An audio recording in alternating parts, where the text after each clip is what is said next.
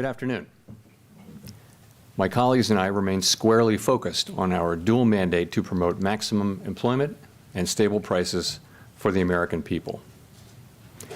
As we approach the end of the year, it's natural to look back on the progress that has been made toward our dual mandate objectives. Inflation has eased from its highs, and this has come without a significant increase in unemployment. That's very good news. But inflation is still too high, ongoing progress in bringing it down is not assured, and the path forward is uncertain. As we look ahead to next year, I want to assure the American people that we're fully committed to returning inflation to our 2% goal. Restoring price stability is essential to achieve a sustained period of strong labor market conditions that benefit all. Since early last year, the FOMC has significantly tightened the stance of monetary policy. We've raised our policy interest rate by 5.25 percentage points and have continued to reduce our securities holdings at a brisk pace. Our actions have moved our policy rate well into restrictive territory, meaning that tight policy is putting downward pressure on economic activity and inflation, and the full effects of our tightening likely have not yet been felt. Today, we decided to leave our policy interest rate unchanged and to continue to reduce our securities holdings. Given how far we have come, along with the uncertainties and risks that we face, the committee is proceeding carefully. We will make decisions about the extent of any additional policy firming and how long policy will remain restrictive based on the totality of the incoming data, the evolving outlook, and the balance of risks. I will have more to say about monetary policy after briefly reviewing economic developments. Recent indicators suggest that growth of economic activity has slowed substantially from the outsized pace seen in the third quarter. Even so, GDP is on track to expand around 2.5% for the year as a whole, bolstered by strong consumer demand as well as improving supply conditions. After picking up somewhat over the summer, activity in the housing sector has flattened out and remains well below the levels of a year ago, largely reflecting higher mortgage rates. Higher interest rates also appear to be weighing on business fixed investment. In our summary of economic projections, committee participants revised up their assessments of GDP growth this year, but expect growth to cool, with the median projection falling to 1.4% next year. The labor market remains tight, but supply and demand conditions continue to come into better balance. Over the past 3 months, payroll job gains averaged 204,000 jobs per month, a strong pace that is nevertheless below that seen earlier in the year.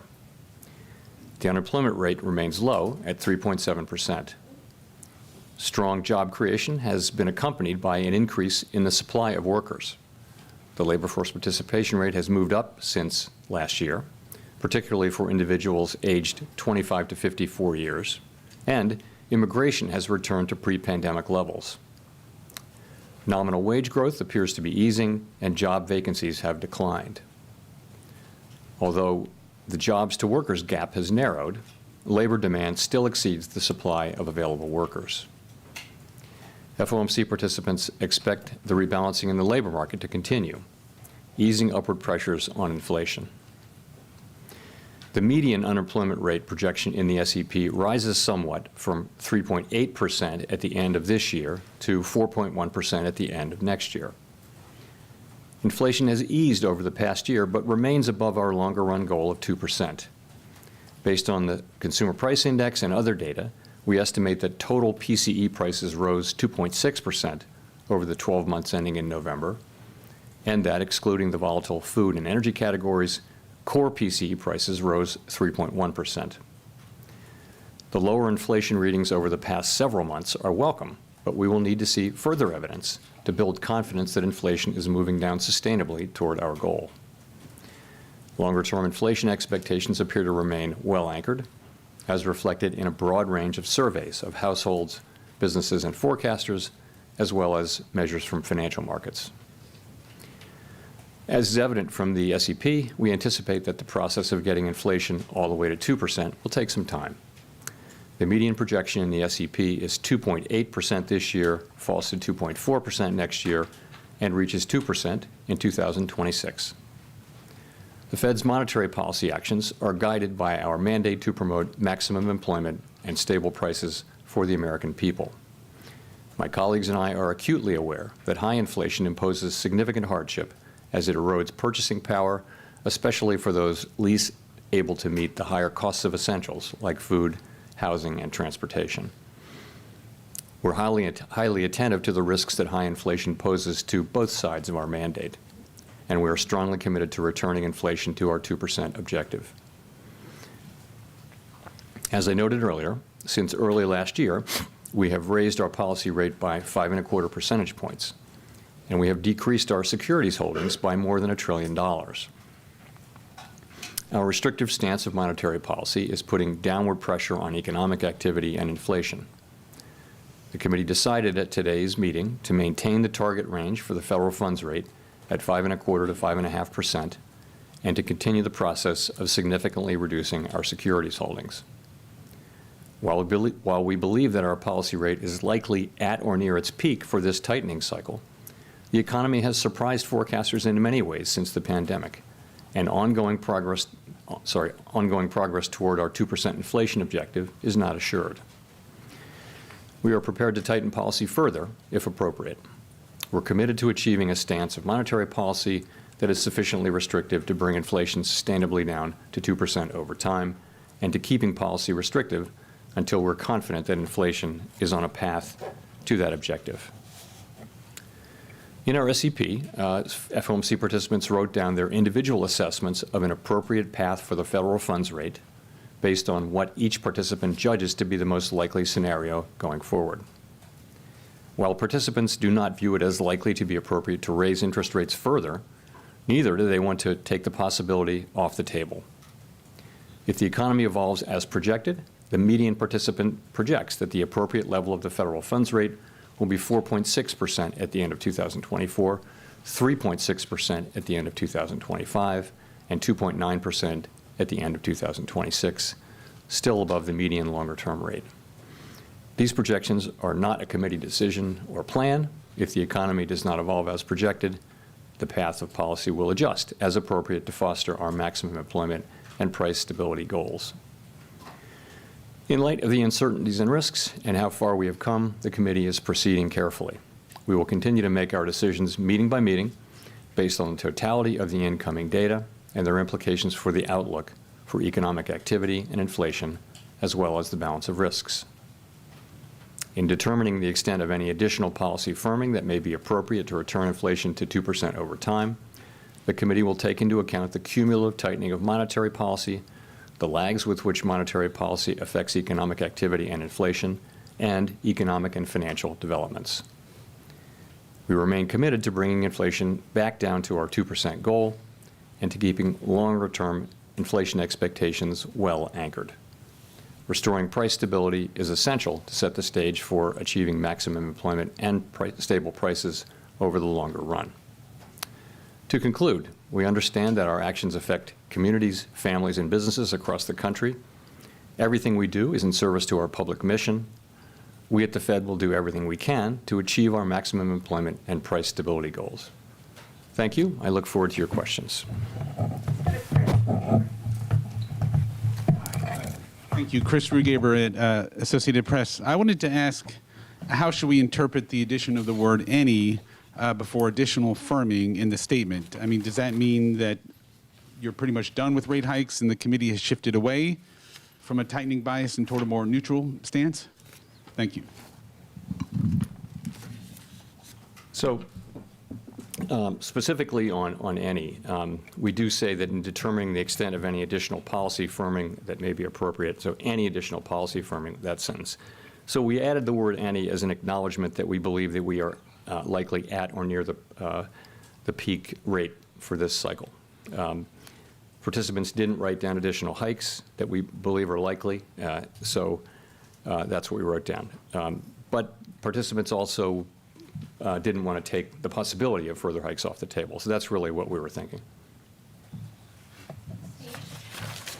Mr. Chairman, the microphone, sorry. Steve Leisman, CNBC. Happy holidays, Mr. Chairman. Fed Governor Chris Waller said that if inflation continues to fall, then the Fed in the next several months could be cutting interest rates. I wonder if you could comment on whether you agree with Fed Governor Waller on that the Fed would become more restrictive if it didn't cut rates if inflation fell. Thank you, sir. So, of course, I don't comment on any other officials, even those who work at the Fed. But I'll try to answer your question more broadly. So the way we're looking at it is really this. When we started out, right, we said the first question is how fast to move, and we moved very fast. The second question is, really how high to raise the policy rate, and that's really the question that we're still on here. We're very focused on that. As I mentioned, people generally think that we're at or near that, and think it's not likely that we will hike, although they don't take that possibility off the table. So that's when you get to that question, and that's your answer. There's a naturally it begins to be the next question, which is when it will become appropriate to begin dialing back the amount of policy restraint that's in place. So that's really the next question, and that's what people are thinking about and talking about. And I would just say this: we are seeing strong growth that appears to be moderating. We're seeing a labor market that is coming back into balance by so many measures, and we're seeing inflation making real progress. These are the things we've been wanting to see. We can't know. We still have a ways to go. No one is declaring victory. That would be premature. And we can't be guaranteed of this progress. So we're moving carefully in making that assessment of whether we need to do more or not.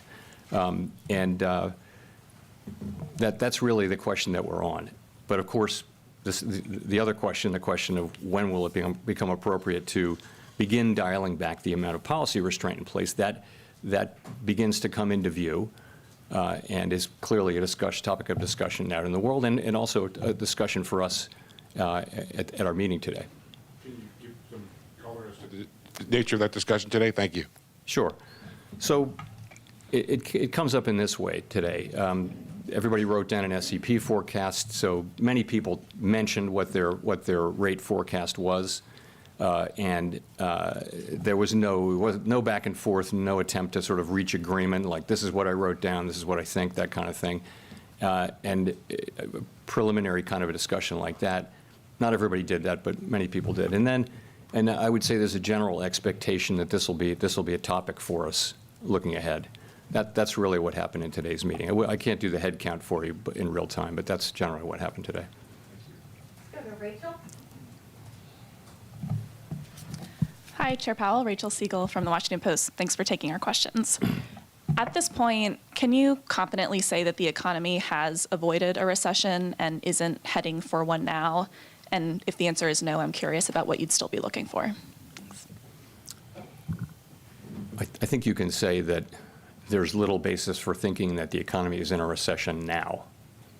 I would say that. I think there's always a probability that there will be a recession in the next year, and it's a meaningful probability no matter what the economy is doing. So it's always a real possibility. The question is it? So it's a possibility here.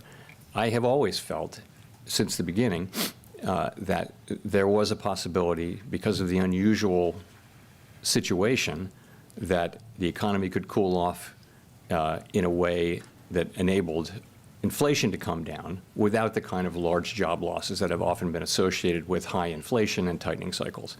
So far, that's what we're seeing. That's what many forecasters on and off the committee are seeing. This result is not guaranteed. It is far too early to declare victory. And there are certainly risks. It's certainly possible that the economy will behave in an unexpected way. It has done that repeatedly through in the post-pandemic period. Nonetheless, where we are is we see the things that I mentioned. I'm curious if you're looking back on the past year, you talked about navigating by the stars under cloudy skies. Can you talk about some of the ways in which the economy surprised you most this year, where you thought it would behave in one way and had to pivot to respond? Thanks. So I think forecasters generally, if you go back a year, were very broadly forecasting a recession for this year, for 2023. And not only did that not happen, that includes Fed forecasters and really essentially all forecasters. A very high proportion of forecasters were expecting very weak growth or a recession. Not only did that not happen, we actually had a very strong year. And that was a combination of strong demand, but also real gains on the supply side. So this was the year when labor force participation picked up, where immigration picked up, where the distortions to supply and demand from the pandemic, the shortages and the bottlenecks really began to unwind. So we had significant supply side gains with strong demand, and we got what looks like a 2.5% plus or a little more than that growth year at a time when potential growth this year might even have been higher than that just because of the healing on the supply side. So that was a surprise to just about everybody. I think the inflation forecast is roughly what people wrote down a year ago, but in a very different setting. And I would say the labor market, because of the stronger growth, has also been significantly better. If you look back at the SEP from a year ago, there was a significant increase in unemployment. It didn't really happen. We're still at 3.7%. So we've seen strong growth, still a tight labor market, but one that's coming back into balance with support from the supply side, a greater supply of labor. It's that's what we see, and that I think that combination was not anticipated broadly. Howard. Thanks, Howard Schneider with Reuters, and thanks for taking the questions.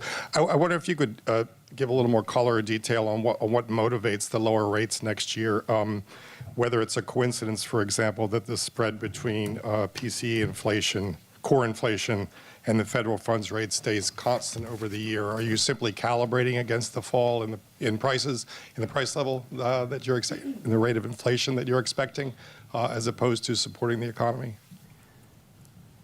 Nothing quite that mechanical is happening. The SEP really is a bottoms up, built from the bottom up, right? So I think people are looking at what's happening in the economy, and I think if you look at the big difference from September in the SEP, the expectations for inflation this year, both headline and core, have come down, really significantly in 3 months. That's a big piece of this. At the same time, growth is turned out to be very strong in the third quarter, is slowing, we believe, as appropriate. And we've had several labor market reports which suggest, again, significant progress toward greater balance across a broad range of indicators. You're seeing so many of the indicators coming back to normal, not all of them. But so I think that people look at that and they write down basically each individual writes down a forecast and a rate forecast that goes with that forecast. We tabulate them and publish it. And so it isn't, you ask about real rates, I take it, that is something that we're very conscious of and aware of and monitor, and it's certainly a big part of, it's a part of how we think about things, but really it's broader financial conditions that matter, and as you well know, it's so hard to know exactly, what the real rate is or exactly how tight policy is at any given time. So you couldn't follow that like it was a rule and think that you would get the right answer all the time. But it's certainly something that we're focused on. And indeed, if you look at the projections, I think the expectation would be that the real rate is declining as we move forward. It sounds like the discussion over that, if I could follow up, has already kind of begun. I'm wondering, just related to Steve's question, how the tactics of this play out, given the slowing of inflation and the fact that the deeper you get into 2024, the closer you get to a presidential election. Do you want to front load this, in other words? Yeah, no, we don't think about political events. We don't think about politics. We think about what's the right thing to do for the economy. The minute we start thinking about those things, we just can't do that. We have to think, what's the right thing? We'll do the things that we think are right for the economy at the time when we think is the right time. That's what we'll always do. So I mentioned we're moving carefully. One of the things we're moving carefully about is that decision over, that assessment really over whether we've done enough, really. And you see that people are not writing down rate hikes. That's us thinking that we have done enough, but not feeling that really strongly, confidently, and not wanting to take the possibility of a rate hike off the table. Nonetheless, it's not the base case anymore, obviously, as it was 60, 90 days ago. So that's how we're approaching things. And as I mentioned, we wrote down this SEP, and it talks about people have individual assessments of when it will be appropriate to start to dial back on the tight policy we have in place. And that's a discussion we'll be having going forward. But That's another assessment that we're going to make very carefully, so as time goes forward. Nick.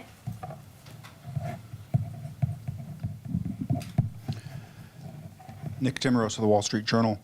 Chair Powell, you've argued over the last year that policy tightening started before you actually lifted off because the market anticipated your moves and tightened on your behalf. The market is now easing policy on your behalf by anticipating a funds rate by next September that's a full point below the current level with cuts beginning around March. Is this something that you are broadly comfortable with?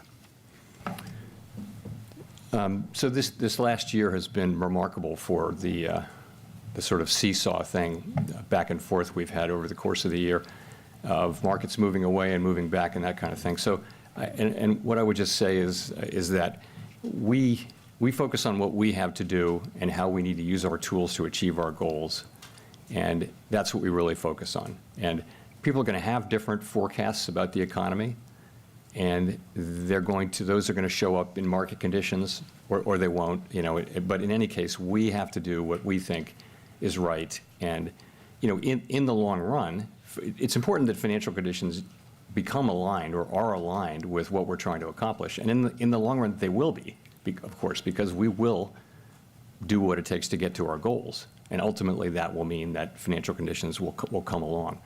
But in the meantime, there can be back and forth, and I'm just focused on what's the right thing for us to do, and my colleagues are focused on that too. The markets seem to think inflation is coming down credibly. Do you believe we're at the point where inflation is coming down credibly? Listen, I welcome the progress. I think it's really good to see the progress that we're making. I think if you look at the 12-month measure, look at the 6-month measures, you see very low numbers.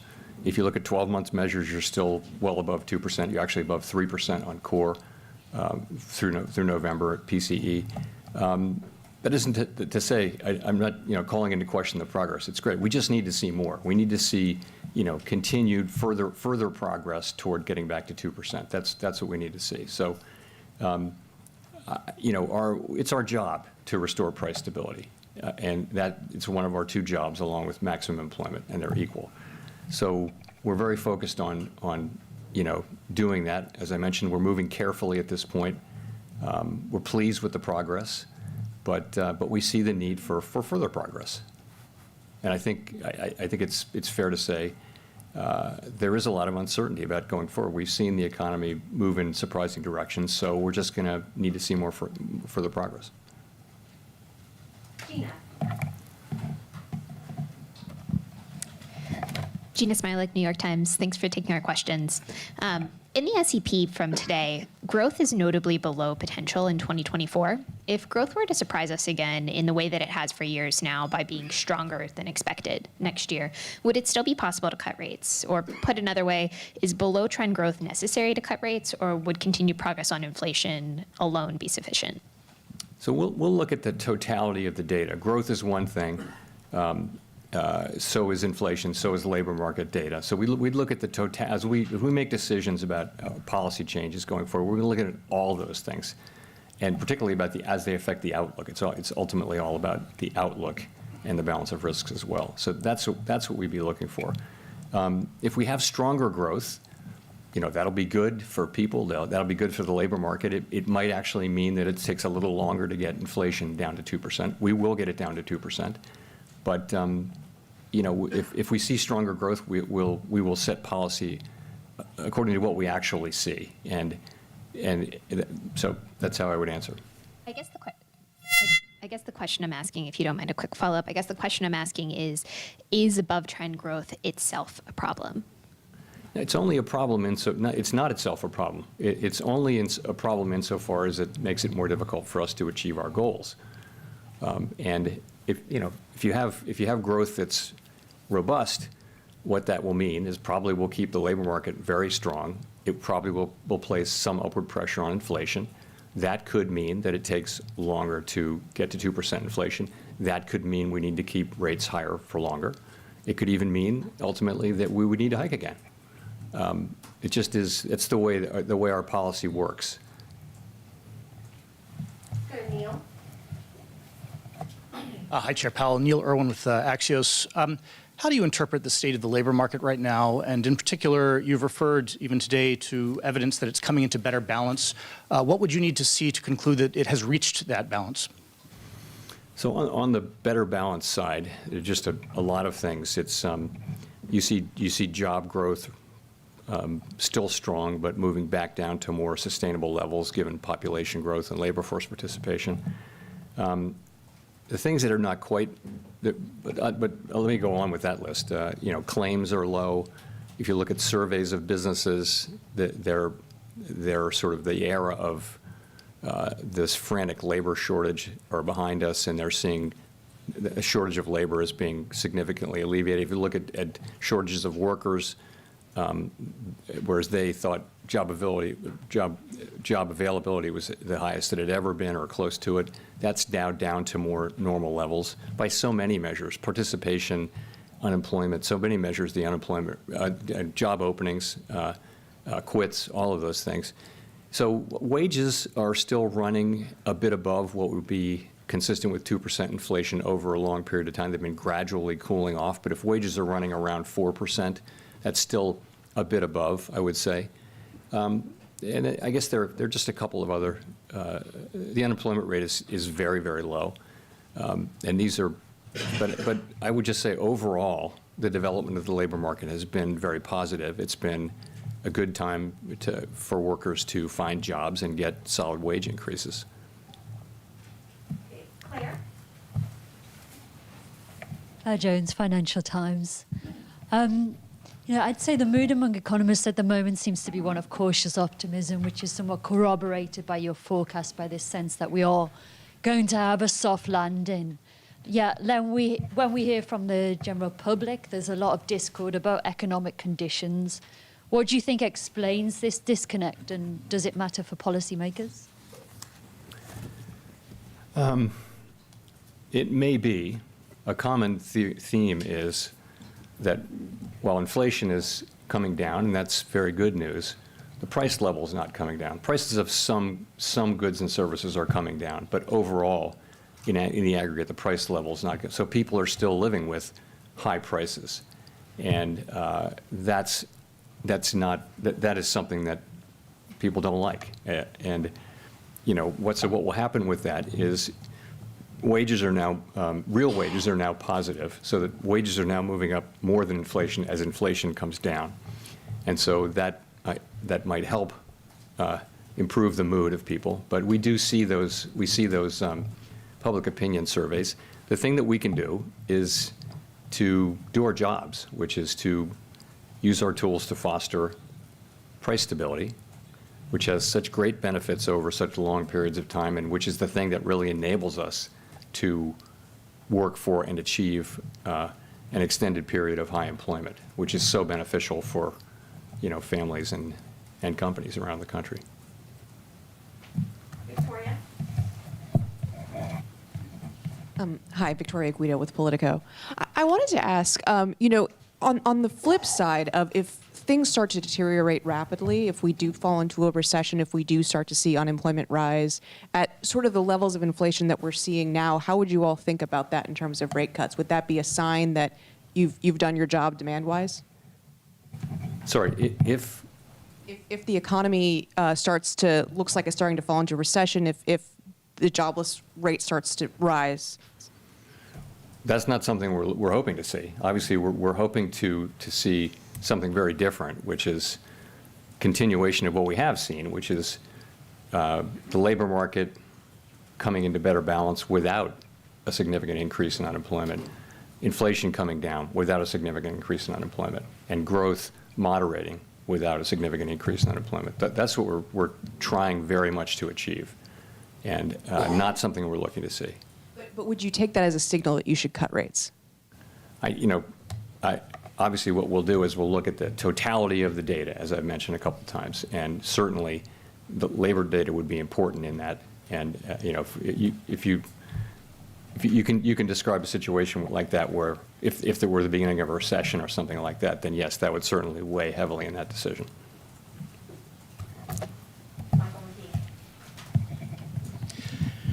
Michael McKee from Bloomberg Television and Radio. Mr. Chairman, you were, by your own admission, behind the curve in starting to raise rates to fight inflation. And you said earlier, again, the full effects of our tightening cycle have not yet been felt. How will you decide when to cut rates, and how will you ensure you're not behind the curve there? So we're aware of the risk that we would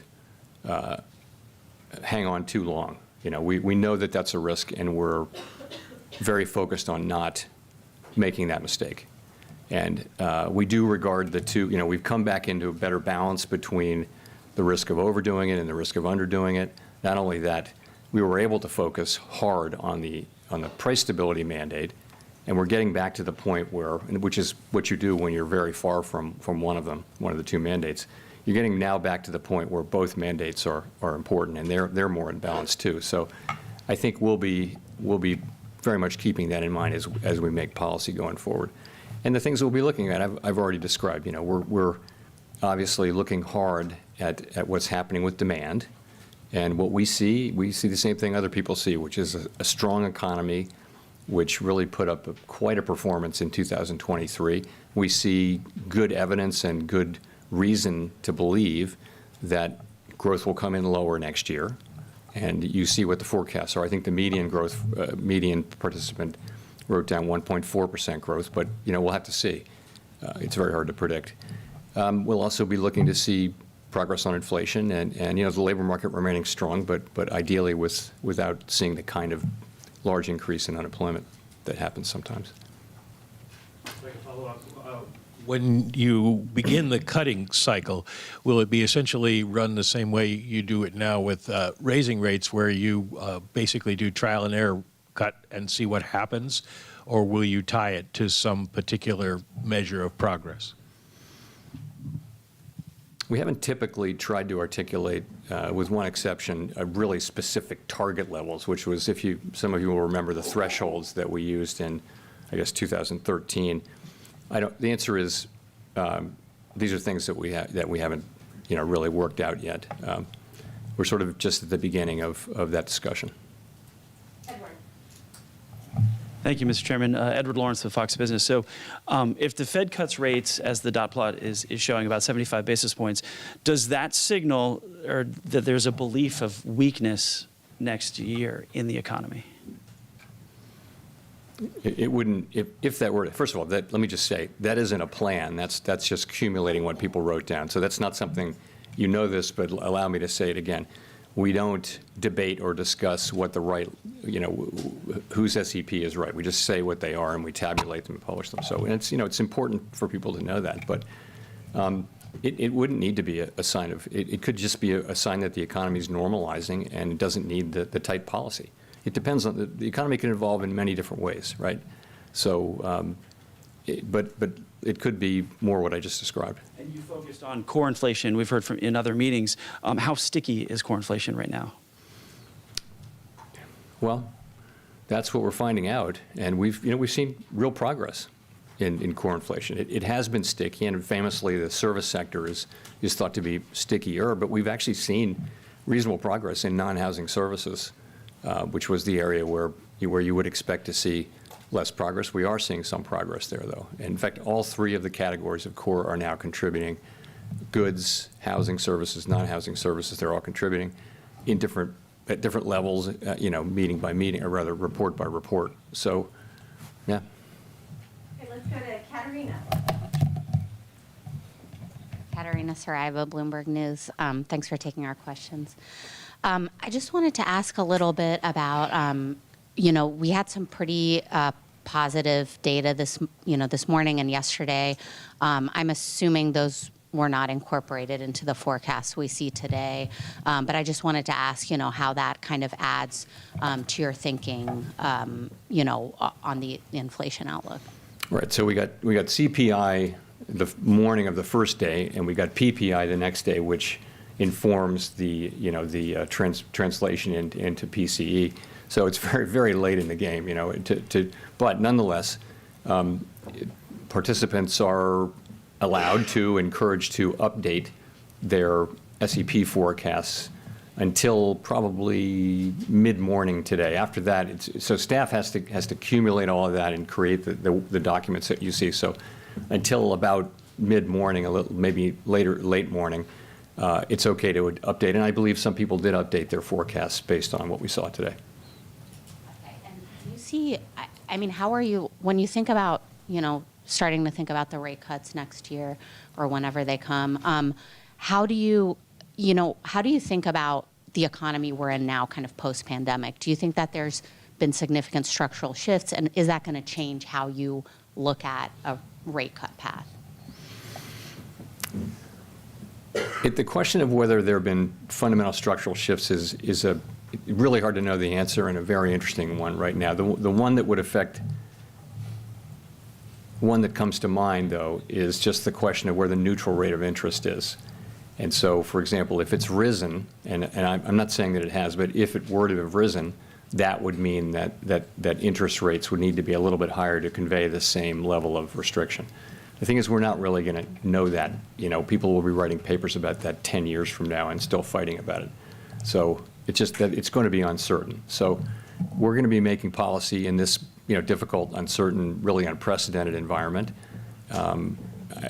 Someone once said that you know the natural rate of interest by its works, and that's really right. But that's very difficult because policy operates with a lag. So it's one of the reasons why we slowed down this year. We started slowing down at this meeting last year, reducing the pace at which we were adding restriction. And over the course of this year, we really slowed down a lot to give those lags time to work. In terms of demand, has demand shifted more away from services into goods? You can make a case for that the shift back into services has not been complete, and it doesn't look like it's ongoing, but I don't know if that's right. Maybe people just bought so much stuff that they temporarily don't want any more stuff. They haven't got any place to put it. Let's go to Jennifer. Thank you, Chair Powell. Jennifer Schonberger with Yahoo Finance. You said back in July that you needed to start cutting rates before getting to 2% inflation. As you mentioned, PCE inflation is now running at 3.5% on core. On a 6-month annual basis, core PCE is running at 2.5%. Though when you look at super core and shelter, they are, of course, stickier. So in looking at the different components of the data, how much closer do you have to get to 2% before you consider cutting rates? I mean, the reason you wouldn't wait to get to 2% to cut rates is that policy would be too late. I mean, you'd want to be reducing restriction on the economy well before 2%, because before you get to 2%, so you don't overshoot. If we think of restrictive policy as weighing on economic activity, it takes a while for policy to get into the economy, affect economic activity, and affect inflation. So I can't give you a precise answer, but if you look at what's in the SEP, and I think you'll see a reasonable estimate of the time lags and things like that it would take. Do you think below 3% would be reasonable? I wouldn't want to identify any one precise point, because I would be able to look back then and probably find out that it turned out not to be right. But we'll be looking at it and looking at the broad collection of factors. Hi, Chair Powell, Jean Young with Market News. Wanted to go back to the stickiness of inflation question. Over the past couple of years, a lot of central bankers have talked about the more difficult last mile of getting inflation back down to 2%. Yet it's also been surprising how fast inflation has come down this year. I'm curious, do you think something has changed in our understanding of inflation, or do you subscribe to this notion still, or is it something different about the U.S. economy? Thank you. I think this, we felt since the beginning that it would be a combination of two factors. The first factor is just the unwinding of what happened in the pandemic, the distortions to supply and demand. And the second thing would be our policy, which was weighing on aggregate demand and actually making it easier for the supply side to recover because of lower demand. We thought those two things were going to be necessary. Sorry, say the last part of your question again. if there's something different about the U.S. economy. Yeah, so it's not that, it may or may not be about the U.S. economy being different. I think that this inflation was not the classic demand overload, pot boiling over kind of inflation that we think about.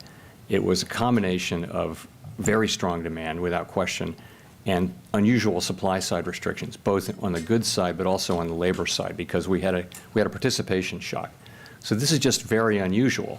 And we had the view, my colleagues and I broadly had the view, that we could get a lot of, you had essentially a vertical supply curve, because you ran into the limits of capacity at very low levels because there weren't workers and because people couldn't, the supply chains were all broken. So we had the view that you could come straight down that vertical supply curve to the extent demand reduced, and something like that has happened. It happened so far. The question is, once that part of it runs out, and we think it has a ways to run. We definitely think that the sort of supply chain and shortages side has some ways to run. Does labor force participation have much more to run? It might. Immigration could help, but it may be that at some point you will run out of supply side help, and then it goes down to demand, and it gets harder. That's very possible. But to say with certainty that the last mile is going to be different, I'd be reluctant to suggest that we have any certainty around that. We just don't know. I mean, inflation keeps coming down, the labor market keeps getting back into balance, and it's so far so good. Although we kind of assume that it will get harder from here, but so far it hasn't. Okay, we'll go to Megan for the last question. Hi, Chair Powell. Thanks for taking our questions. Megan Casella with Barron's. I want to ask about the balance sheet, given the Fed's focus now on proceeding carefully and considering rate cuts. And can you talk us through what the latest thinking is, and has there been any consideration of altering the pace of quantitative tightening at all? We're not talking about altering the pace of QT right now, just to get that out of the way. So balance sheet seems to be working pretty much as expected. What we've been seeing is, that we're allowing runoff each month. That's adding up. I think we're close to 1.2 trillion now. That's showing up. The reverse repo facility has been coming down quickly, and reserves have been either moving up or, as a result, or holding steady. At a certain point, there won't be any more to come out of, or there'll be a level where the reverse repo facility levels out, and at that point, reserves will start to come down. We still have, that we intend to reduce our securities holders until we judge that the quantity of reserve balances has reached a level somewhat above that consistent with ample reserves. And we also intend to slow and then stop the decline in size of the balance sheet when reserve balances are somewhat above the level judged to be consistent with ample reserves. We're not at those levels. With reserves close to $3.5 trillion. We don't think we're at those reserves. There isn't a lot of evidence of that. We're watching it carefully, and so far it's working pretty much as expected, we think. Adjusting that thinking at all by the time you're considering or moving forward with rate cuts? Is that time to rethink, or are you still going to follow that thinking? So I think they're on independent tracks. So you're asking, though, the question, I guess you're implying the question of can you continue with QT at such time, QT, which is a tightening action, at such time as policy is still tight? And the answer is it depends on the reason. If you're cutting rates because you're going back to normal, that's one thing. If you're cutting them because the economy is really weak, so you can imagine you have to know what the reason is to know whether it would be appropriate to do those two things at the same time. Thank you. Thanks very much.